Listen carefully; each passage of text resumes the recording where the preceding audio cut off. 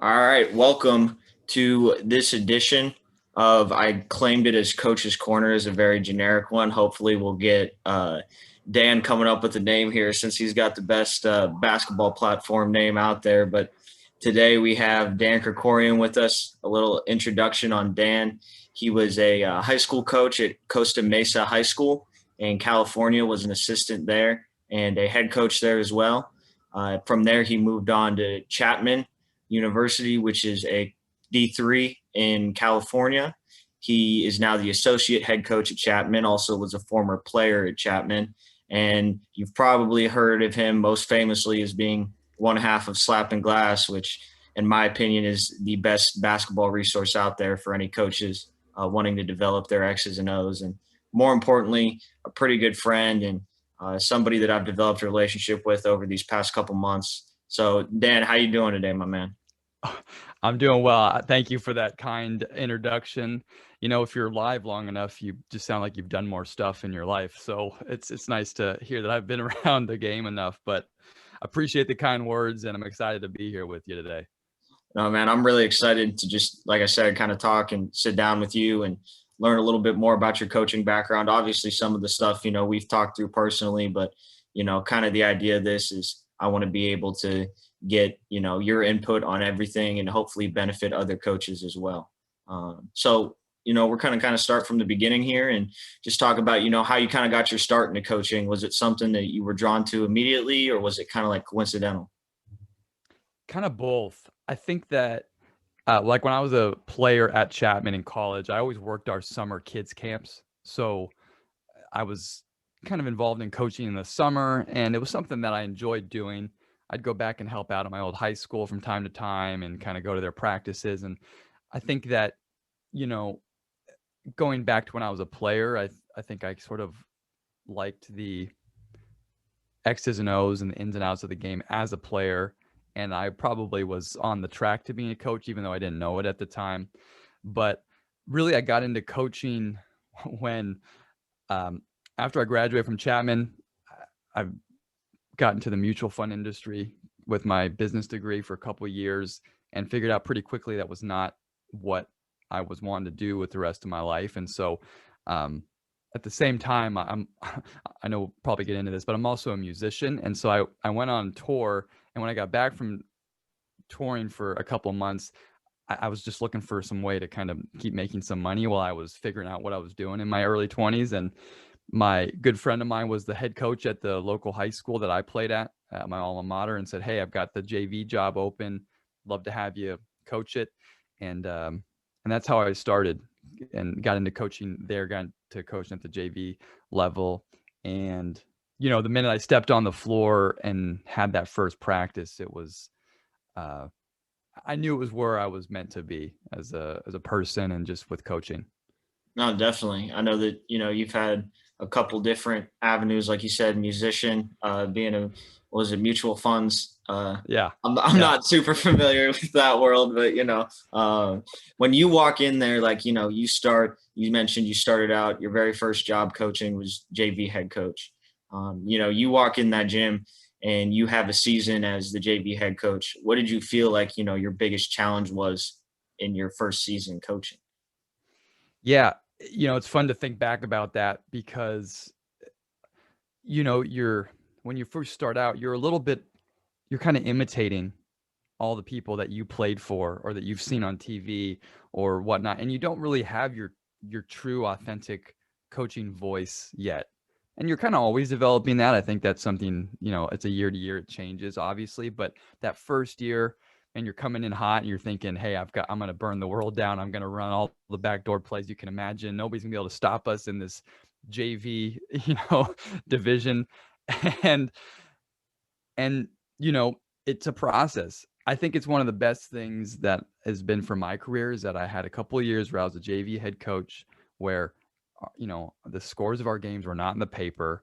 Nobody really cared if we won or lost besides, our head coach obviously wanted us to win, our parents and our players.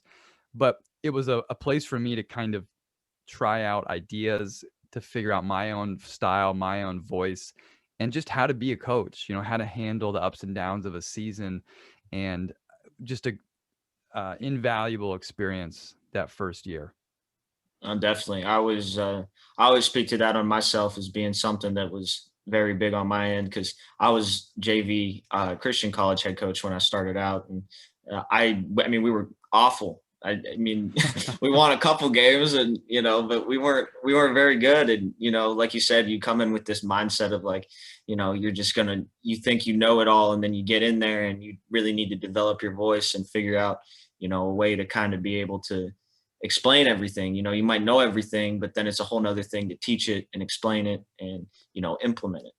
Well, you know, and we'll get to slapping glass later and all that. But it's one thing to throw out great backdoor plays and reverse screens to the short roll and hit on the weak side, and everybody puts in their playbook, and if it looks great, and that's one part of coaching. Obviously, it's something that we love doing, but there's also nothing more valuable than having to have a 7:30 a.m. practice for a JV team on a Saturday, and you get to the gym and the key breaks in the door, and then you go around the back and the light doesn't work in the gym, and you have to sweep the floor, and two kids end up late, coming in late, and then one kid has to leave early because he's got to help his mom work.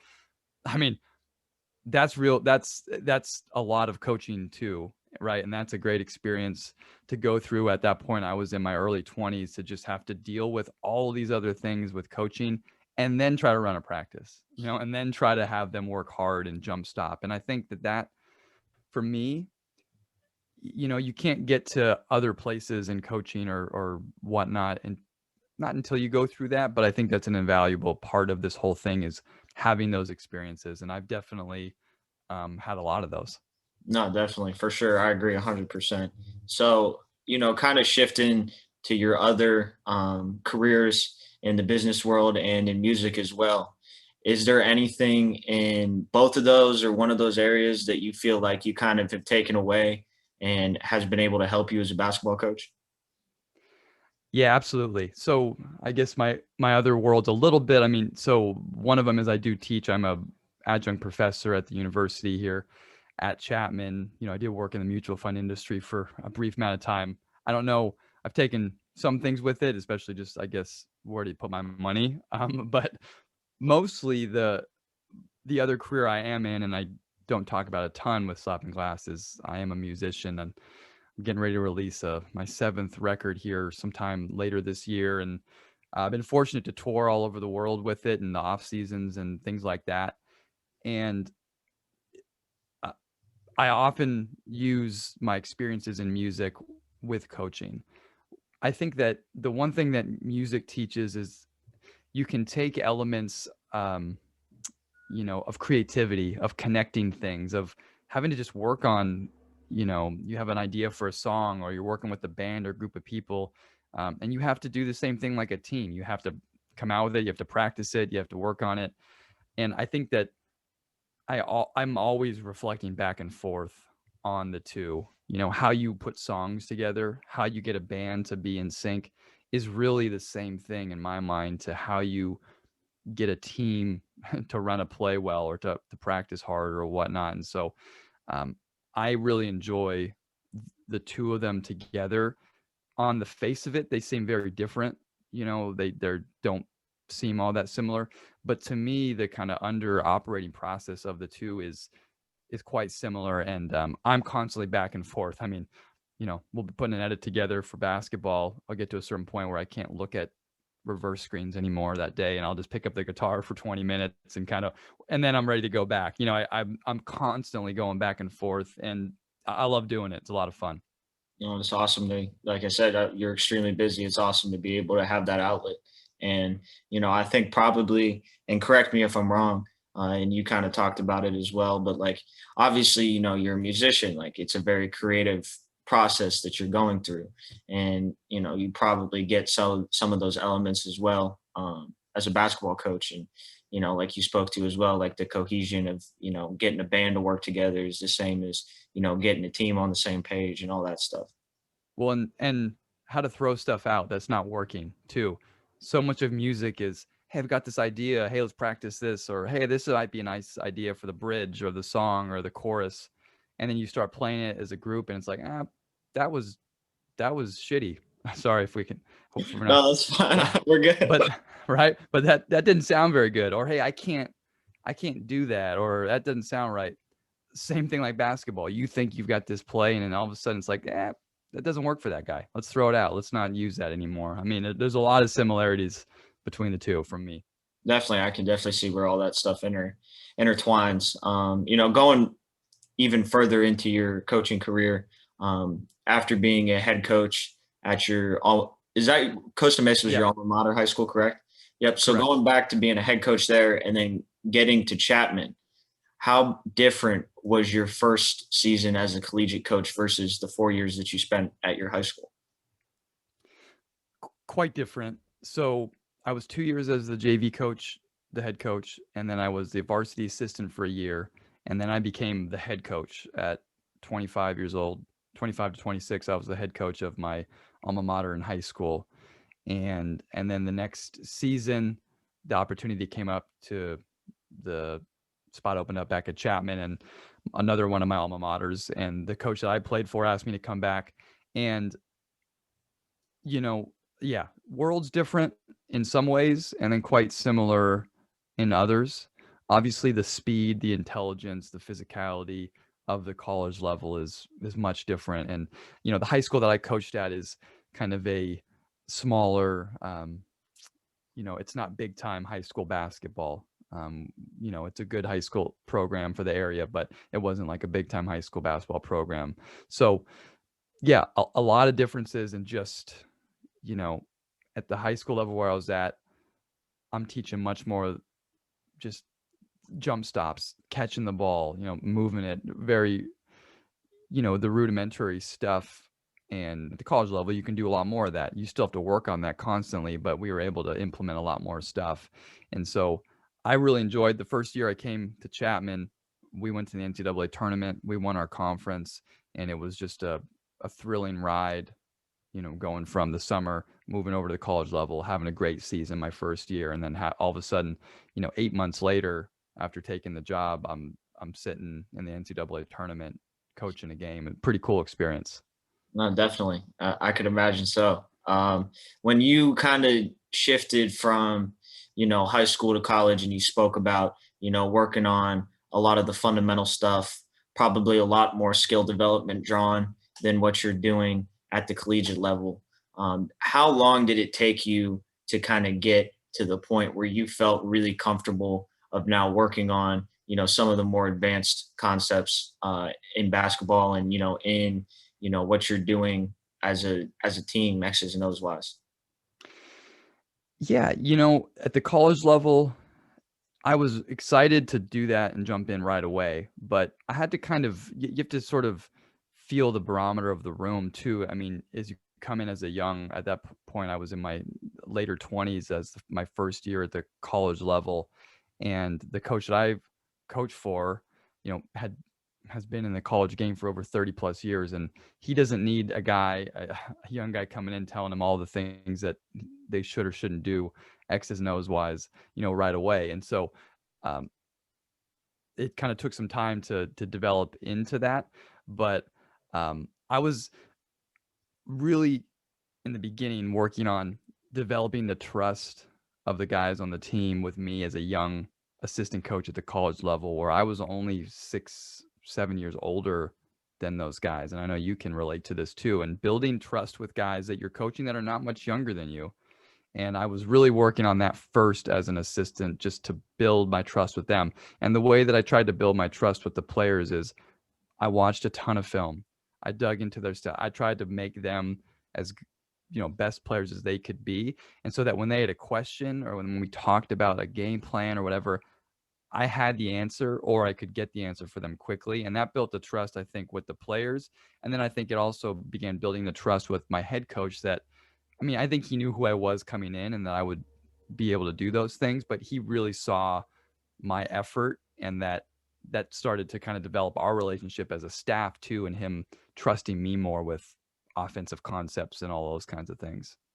Oh, definitely. I think that's a really, like you said, I mean, that's a really important part of when you're kind of starting out is, so a lot of times when guys get jobs at lower levels and stuff, like, maybe you don't always have like an entry level job. You don't always have a real relationship with the coach yet, or like, he might not be in the position of where he trusts you fully yet. And that earning that trust with the coach and the players, like you said, is kind of like laying the groundwork for, setting yourself up as you continue to move forward with your team and, obviously yourself and your career as well. But that's definitely a really big deal to me as well. Like I said, like you said, I coach and I'm coaching kids that are older than me, that Right. are 4 years younger than me, or, anywhere in between. And, it's definitely difficult. And that's the biggest part of it is once, they trust you, once they understand that, what you're doing, and they can come to you, then, it always becomes a lot easier from there, to be able to, do what you do, coach how you want to with your players and all of that. I think that's, like I said, super, super shifting into, as you move through your career and stuff. Where do you feel like, you've received some of the most important pieces of advice in your career, if you can share any of those as well? Yeah. I feel like over the last year, just with some of the coaches I've been fortunate to talk to and meet over the course of all the stuff we're doing, I mean, so much great advice from them. But one of the things that someone told me really early on is, as a young, hungry, ambitious coach that we all are, wanting to, maybe have your own program or wanting to do this or having dreams of where you might coach, those are great and those are important. But then also being able to come back and coach your team that day, wherever you're at, whatever position you're in, be there, be present that day and do the best job you can do at wherever you're at, whatever that is. You can't coach for the next job all the time. You have to coach what's in front of you and do the best job you can there. And if you do that, good things will happen. People will recognize it. You might have opportunities. And so I actually have a little sticky note that's on my computer screen at my office at Chapman, and it just says coach today. And it's just a little reminder to myself of stay present. Whatever's going on, whatever happened yesterday, a 20-point loss, a 20-point win, whatever's going on in the future, let's work today. Watch the film, prepare your guys, prepare for practice, prepare your team.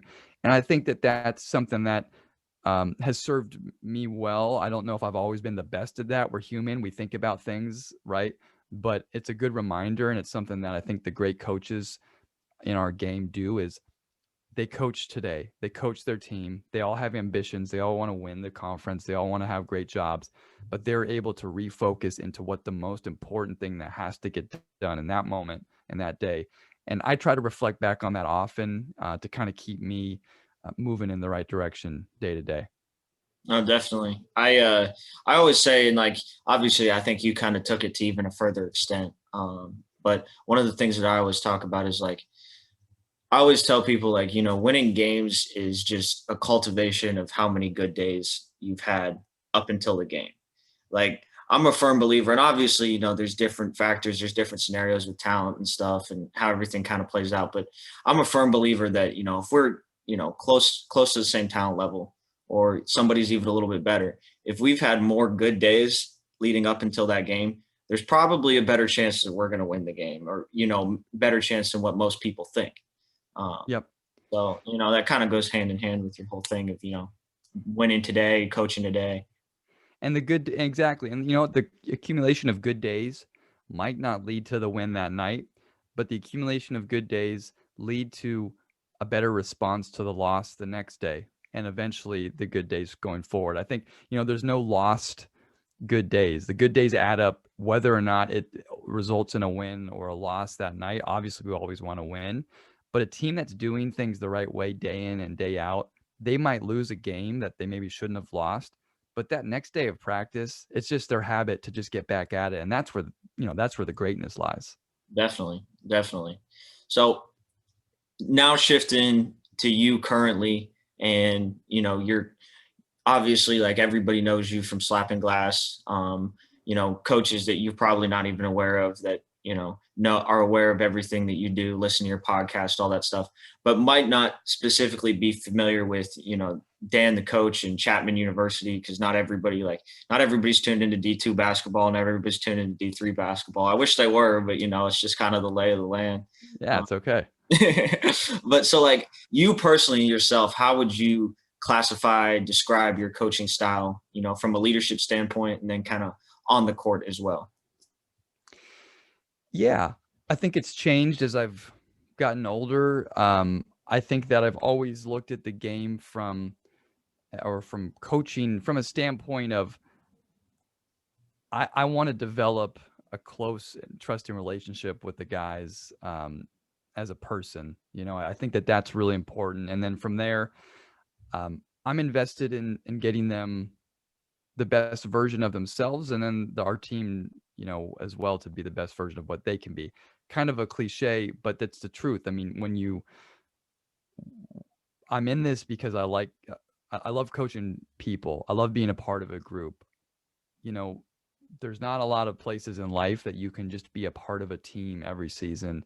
And I think that that's something that's always drawn me to the profession of just it's a really great experience every year to have a team, to take a group of guys that in the beginning of the season are all kind of individuals and pull them together in the same direction. And whatever the outcome is, it's a really unique experience. And so, my style within that, you know, I guess it's kind of hard to say what my style is. I don't think I would be a yeller, screamer, stomping around. If you ask anybody, that's not quite my style.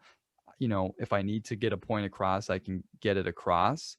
But for the most part, I prefer to treat, and especially the guys I'm coaching are 18 to 22-year-old guys that are, 4.0s going to make more money than me as soon as they graduate kind of guys. So they they respond to direct, treat me like a man type of stuff, so that going back to trust, I'm able to coach the guys, whether it's harder or not, just with direct communication on a day-to-day basis of, hey, here's what we need from you today. Here's why, here's how I want to see it done, or here's how you can do it, and coach from there. So I don't know if that quite answers your question, but I'd like to think I'm not like a guy that's necessarily jumping up and down and going crazy all the time. I'm probably more on the reserve side as far as my on-court demeanor, but more like a duck on the water. A duck on the water looks nice and calm on the water, but underneath his legs are spinning like crazy. That's probably how I am as a coach. Right. No, that makes perfect sense to me. So, you talked about trust a lot, and you starting out and as a college coach and getting your guys trust as a young age. Have you found that you're still using those same ways of always being prepared, always being ready for whatever's going on? And obviously preparation is a really big deal, but have you found that you're still using the same types of strategies to develop trust within your guys, or has that kind of shifted now that you're a little bit older in the game, and you probably don't have to prove as much as you used to your players? Yeah, there's some things that remain, and there's some things that I'll try differently. When I was young in my 20s, the type of stuff that I knew about music wise and pop culture wise, I was a little closer to their age. Now, if I say some of the stuff, they look at me like, "Coach, what are you saying, man? That's not how it goes." And that's okay. I can laugh at myself, and whatnot. But as far as ways and things that I think I do now, or that I always try to do, there's some of the greatest conversations I've ever had with guys is shooting with them. I still love to shoot around with them all the time before and after practice. And I think that just the art or the practice of, hey, let's get some shots up, and talking about life or talking about the game or talking about their role while you're just shooting around is a less intimidating way to build a bond with someone and maybe talk to them about some difficulties on the team or whatever it is, than saying, hey, come to my office, let's sit down in front of me at my desk and let's talk it over. That needs to happen sometimes too, but I'm going to do that today, when I go up to school, and I'm going to shoot around with a couple of guys. And that's one of the ways at this point in my career, I still love doing that. I think that builds a bond. And then there's there's nothing that is better than before or after practice, just grabbing a guy on the shoulder and say, hey, how's your dad? Hey, what's going on with your sister? Hey, tell me about your brother, right? Being invested in their life and truly being invested in their life. And that hasn't changed. It will never change. Players respond to that kind of genuineness from you, to build trust. So, those are two things that I personally try to do daily. At this point, I can still outshoot some of the guys. It's getting harder and harder if I don't get as many shots up. But uh, today we'll see if I can still get it done. No, I think that's awesome. So that's something that I actually kind of started doing this year, specifically talking about shooting. I can't outshoot any of our guys, that's for sure. But I Yeah. in the off I think it was in the off season, I read a quote from Brad Stevens and it said like, what would you do if somebody wasn't buying in to your team or, your culture, whatever? And he said I'd rebound for him. Yep. So, now I make it a point to, try to rebound for guys as much as I possibly can. And by doing that, like you said, it's the same thing. It's like you develop relationships and it's a lot more, free flowing, conversational, really getting to know the guy versus, there might be 10 minutes of basketball thrown in here, there, but like, for the most part, really spending that time with them and being able to understand them on a personal level really makes what we do worthwhile. Absolutely. And then you can, when it comes to the basketball floor the next day in practice, you can coach them because they know where your heart is with the whole thing, and I think it helps everybody.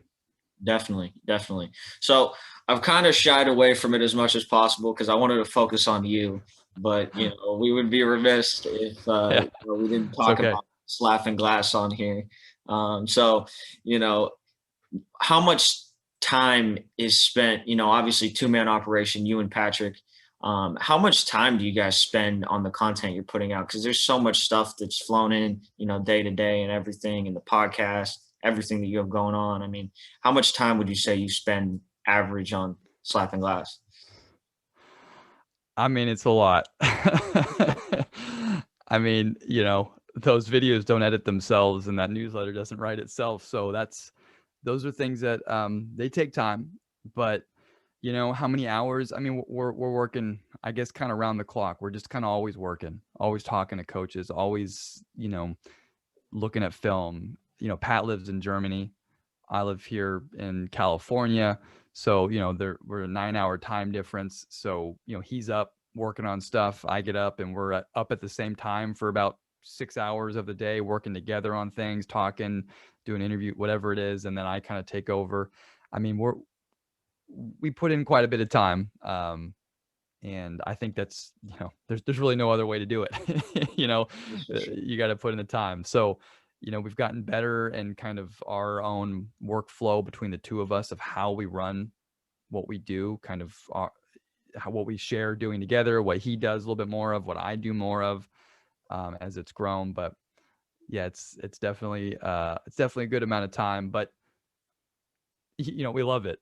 It doesn't feel, I mean, it's work, but I mean, we're studying the best game in the world on a daily basis.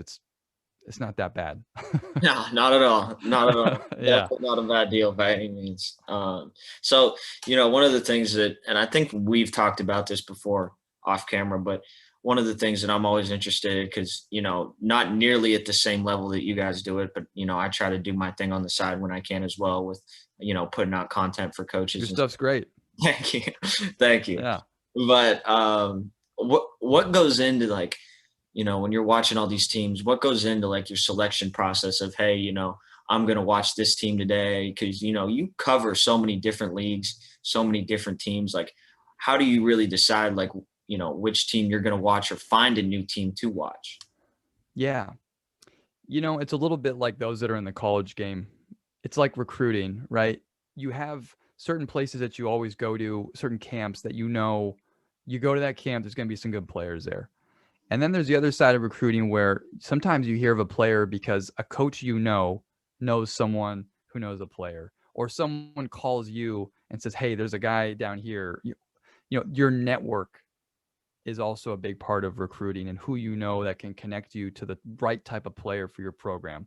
So it's a little bit of like we always go to the camp. So you could turn on an ACB game in Spain and you're probably going to find something good within the first 30 seconds of that game. You can always go to a EuroLeague game and find something good. But then, as we've kind of grown Slapping Glass, we're always asking coaches that we know within our network, who's running the best stuff in your area? Who are the best coaches that people haven't heard of? What's a team we've got to watch? And those coaches, it's great. They'll tell us, hey, you know what? But you got to say this team in Poland. Hey, this team in Slovenia or Lithuania is running some great flex action. Check them out, and so we'll go check them out there. So it's a bit of both. And we're fortunate now at this point where, as we've grown a little bit, to be able to reach out to more coaches and just say, hey, where's the best stuff in the world constantly? That's doesn't matter what league, what level, who's running great stuff that's then helpful for the rest of the world to kind of learn from. And that's basically how we've done it and how we try to find the content that we do. Definitely. I love it. I've never, that's a new analogy. I really like it though. That, it's like recruiting. That was spot on. I love that. Yeah. Well, I mean, and it's true. Wait, we've had the random sometimes. There was one day I went on, I thought, I've never looked at what's going on in Colombian basketball. I've never looked at the Colombian leagues. And I just went on and I found the top 2 teams and I turned it on. And the team right off the bat ran a great jump ball scoring play where they back screened out of the jump ball and they got a wide open layup. And I thought, there we go. Perfect. I got lucky and found a good tip. I'm tuned in. I'm going down the Colombian Basketball League rabbit hole. Exactly. So, it's a bit of luck, but it's also a lot of your network that you're reaching out to. Definitely. So with the obviously, like, running Slapping Glass and everything, talk to a lot of coaches, get a lot of input from a lot of other people. Where do you feel like has been the most rewarding part of running the platform since it started? Oh, the connections with people across the world, without a doubt. I mean, I'm honored daily by the coaches that I get a chance to just be in their orbit for a brief moment of time and kind of try to steal whatever I can from them. And I think that's always been Pat and I's approach of just respecting the game and respecting the coaches that we get a chance to be in their orbit for however amount of time that we are. And so some I've created very strong connections with, people like yourself and whatnot all over the world that I don't know if I'd ever would have had the opportunity to do that if it wasn't for Slapping Glass. And they've turned into real meaningful, connections where I'm watching a Laker game or whatever, and 2 or 3 coaches are texting back and forth with me about, hey, you see the reverse screen, something like that. And it's a lot of fun. And I'm like constantly in basketball conversations all day via text. And it's what a great world to be in. What a fantastic world to be in. So that's been the most rewarding thing to me, really. And it's been growing, and I love it. I love talking to coaches all over the place. Definitely. So talking, getting into the X's and O's stuff, like, do you have, 1 to 2, something that really sticks out in your head since you've been doing Slapping Glasses, like one of your favorite actions that you say, boom, stealing that, going into Chapman next year? Yeah, I have like my own little list of things that I think will work for us. And I think that's, some of them might not even be the best things in the world, but I know like our personnel coming back, hey, that's going to be a good set for this guy, or hey, I really like this. So, you ask that question and I think about the amount of stuff we put out, and I kind of go, I gotta go back and look through it. But the things that stick out to me, I've been really impressed with how people are starting to use shallow cuts underneath pick and rolls all the time to kind of create confusion in space. I really like that a lot. And I think too, it translates to the college game a little more than, so like we'll take the Spanish pick and roll, for instance. It's a hard action to teach college guys to run with all the reads. It looks great when they do it in the EuroLeague. It looks great even when they do it in the NBA. But I think college coaches out there, maybe listening to this, it's hard. There's a lot going on for the point guard. You got to have a savvy guy to understand all those reads. And we run it, and we've had success with it. But what I like is some of these teams just shallow cutting that, the guy who would be the screener in the Spanish screen, just shallow cutting him underneath and basically telling the point guard, don't worry about trying to read where his man is. We're just going to empty him out and make it a simpler game. I like how teams are using shallow cuts for sure. And I guess more than any set or any play, hey, the reverse ball screen stuff to the short roll, unbelievable stuff, but I think a little bit of that depends on how teams guard your pick and roll coverage in your league a little bit. So that's a little bit specific. But what I'm always interested in and what I'm always so impressed by is how these high level coaches create space for on the floor and then are able to attack into that space right after it. Like you constantly see it where they're burn cutting and then they're setting a pin down, or they're flare slipping and then they're driving into that space. I mean, they're so crafty at creating a space and then attacking somehow into that space and kind of moving the defense around. And so whatever action that is, I'm always looking at our own stuff. What are we doing? And are we creating enough space? Are we creating enough confusion in our actions with what we do? And then looking back at things that we post, how can we steal some of this stuff and implement it into, our own system? So I guess I kind of answered your question. I don't know if I answered enough. No, that's perfect. So just I have probably 2 follow-up questions just to Let's get do on it. that. And Yeah. so specifically, and I know you guys ask this question a lot on the podcast with different coaches. Ball screen wise, you prefer cutting, you prefer screening, you prefer spacing? Yeah, give me taste my own medicine here. All right. Yes, I like it. You gonna go start sub sit in a second or over 100? Let's do it. Yeah. So I think that, and this is going back 2 years now. We didn't have a season last year. We've had some success with some cutting off the ball. I think that you got to have a little bit of cutting off the ball. Ours, we're trying to figure out.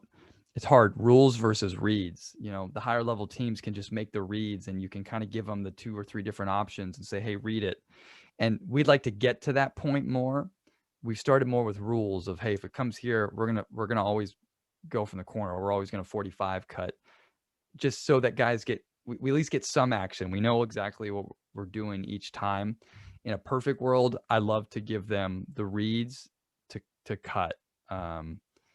That would be my preference, at least with where we're at now. Where But do like Jenny Busick on our podcast from the Dallas Mavericks said, hey, Luka Doncic prefers guys just spacing because then he can get downhill. He knows where guys are at. So if I had Luka, I would do what he wanted. Well, definitely. It's when you got guys that have, extremely high talent levels at any level, not even just Luka. Yeah. High level, D3 point guard. Like, sometimes, you don't have to be as complex because, that you trust that guy that he's going to make the right decision, make the right play. Absolutely. Yep. So kind of shifting back to, what you said, reads versus rules and stuff, and you wanting to get into that realm where, you're reading more offensively. Where do you feel like, so in your thought process of trying to train that and trying to get into that, where are you looking into training that in practice? Is that something you want to do more 5v5? Is that something you want to do more small-sided game? Is that where are you looking to, enhance that kind of decision-making from your guys? Yeah, I think it's in all those areas. I think that, there's nothing that beats, the 5-on-5 stuff. You got to do it live. You got to let them see it with all the help on the floor and all that. We do, 3-on-3 stuff, 4-on-4, or, on air stuff. So I think it's like a building process, where definitely doing it kind of on air to just get the reps in. Just like, let's take like the get action is one of, an action that we run a lot of, and I love personally as well. I think it's going back maybe one of the hardest things to guard in the game. I think you're going to see more and more of it over the course of the next couple of years. So we can go back to that if you want, but so yeah, as far as implementation of it, it's, hey, let's early in practice, let's put guys in groups of 3, go 3-on-0. Let's go get action, fake the get, throw it ahead, give it to them, roll, replace back behind, things like that. And then going from on air to then, when we do a 3-on-3 breakdown or whatnot, we're saying, okay, hey, we're doing this stuff like we talked about earlier. Then you're going 5-on-5. And then you're having them then go in the film room and looking at film. So I think it's all of it combined is really what makes them better. And guys develop at different paces on that stuff. Sometimes guys come in and they just get it right away. Sometimes guys take longer, and working with those guys specifically is part of coaching. Definitely. So, kind of, wrapping everything up here because I want to be respectful of your time as well. No, we're good. Keep going. I'm all right. All right. But it's up to you. Yeah, keep going. You're okay. No, for sure. So kind of, going back to your teaching and stuff. So would you classify yourself as like speaking on it, doing it on air, doing it 3v3, then doing it 5v5? Like you're more of like a part to whole kind of guy when you're introducing different actions and different stuff within your offense, if I'm correct?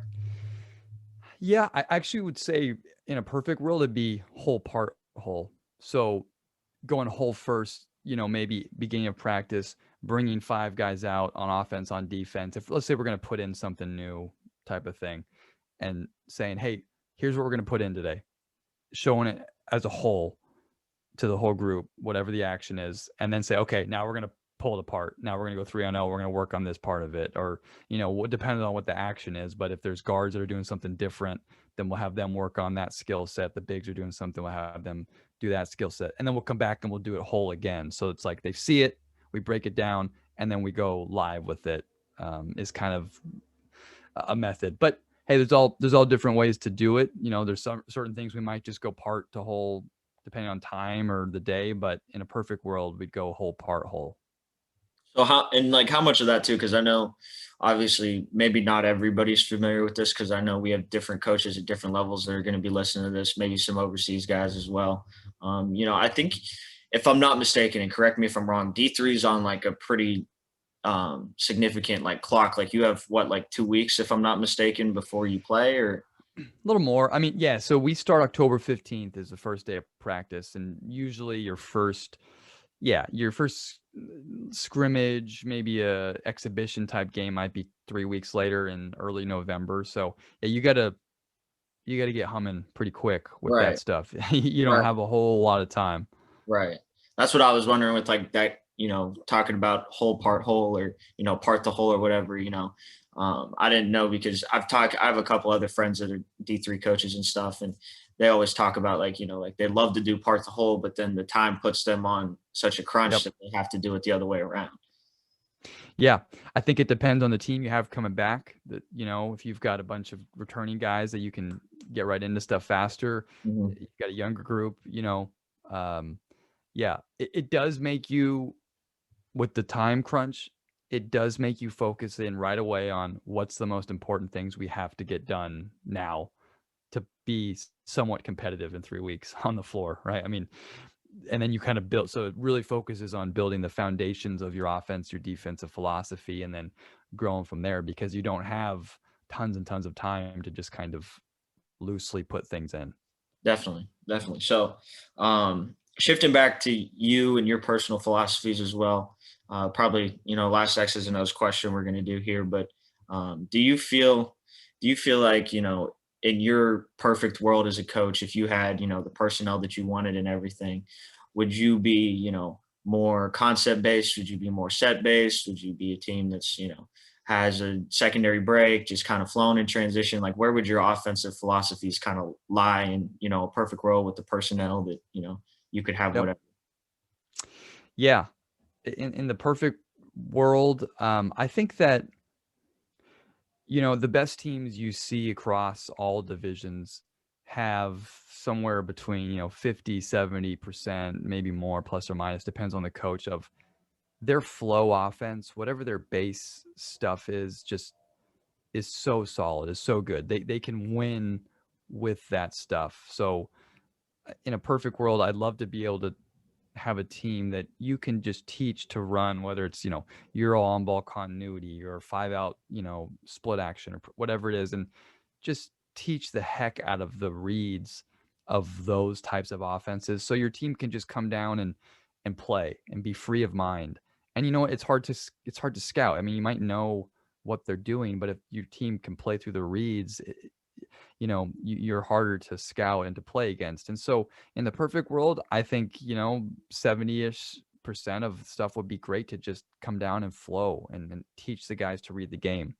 It's always nice to have great set packages in your bag of tricks to get a certain guy a spot at a certain time. And not always just to control the game as a coach, but sometimes, your best player is struggling and you just want to get them a shot for the good of the team, right? It's good to have something in to just say, hey, we got to get so-and-so a shot, just so he feels a little bit better, or he touches the ball, or we got to get a post touch. I think it's great to have those set packages. So, we have quite a few sets at Chapman that we go to all the time, and it's nice to have those as well. And I think it goes back to your level,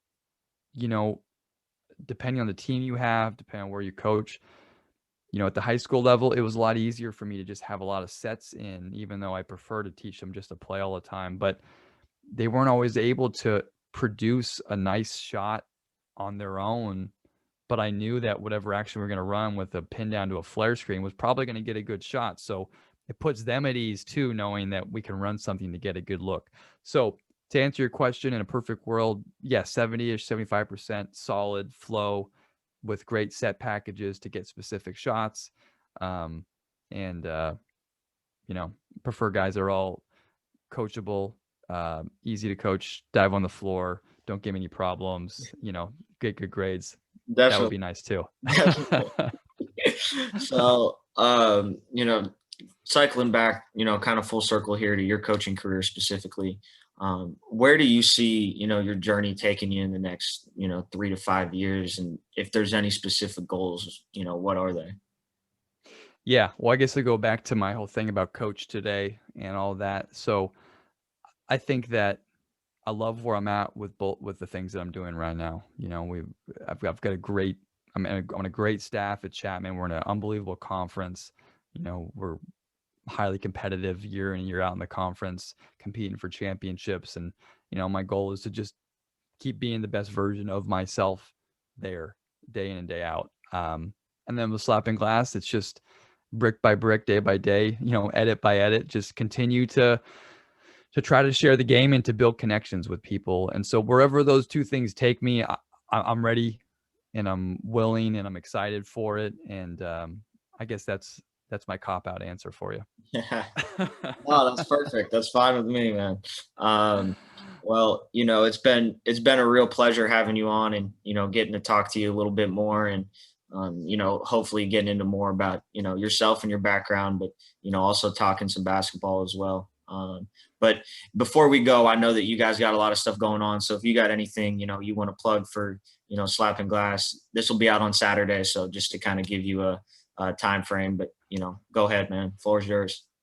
Thank you. Well, hey, first of all, I want to thank you, Connor. I mean, one of the great things of the pandemic is that, guys like you and I have gotten a chance to connect and get to know each other and, start building what I know will continue to be a growing, valuable relationship. And for such a younger coach in the industry, you do a hell of a job. You've got a great eye for the game. You're good with people. And so, I'm honored you'd ask me to come on. So first of all, thank you for that. This has been a lot of fun for me. Hey, Slappin Glass is coming out. We have our Slappin Glass Plus membership that's launching, I guess would be tomorrow. And so we're excited about that. It's a platform that we've been building for the last 6 months. And, we're hoping it's just a kind of another valuable experience that we can offer to coaches that has, a community around it and things like that. So people can check out slappinglass.com for all of that information of what's coming this weekend. It's awesome, man. Well, once again, thank you. I really appreciate you coming on. Like I said, I've really enjoyed the time that we've spent together so far, and building up a relationship together throughout the quarantine and everything has been really, really cool. And coaches, if you don't know what slapping glass is, you probably live under a rock. You don't have social media, but make sure you check that out. Make sure you get the slapping glass membership, and they got a lot of great things coming out, and I'm looking forward to seeing what the future has in store for them as well. Thank you. Appreciate that. All right, let's stop recording here.